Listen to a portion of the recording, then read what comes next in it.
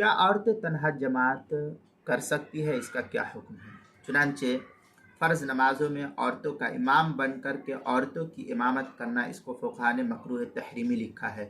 چنانچہ معجم الکبیر طبرانی میں ہے، ان عائشہ رضی اللہ تعالی عنہ ان رسول اللہ صلی اللہ علیہ وسلم قال لا خیر فی جماعت النساء۔ یہ اس طریقے کی عبارت المعجم الکبیر طبرانی کی 24ویں جلد صفحہ 246 اور 12ویں جلد صفحہ 245 پر ہے۔ فتاوی شامی میں ہے، وَيَكْرَهُ تَحْرِيمًا جَمَاعَةُ النِّسَاءِ وَلَوْ فِي التَّرَاوِيحِ۔ فتاوی شامی جو زکریا بغوی پور دیوبند کا ہندی نسخہ اس کی دوسری جلد صفحہ 305 اور بیروت کا چھپا ہوا نسخہ اس کی دوسری جلد صفحہ 262، فتاوی رحیمیہ اس کی 9ویں جلد صفحہ 76، فتاوی شامی جو زکریا بغوی پور دیوبند کا ہندی نسخہ اس کی دوسری جلد صفحہ 305، بیروت کا جو چھپا ہوا نسخہ اس کی دوسری جلد صفحہ 262، ہدایہ پہلی جلد صفحہ 163 پر اس کو نقل کیا ہے۔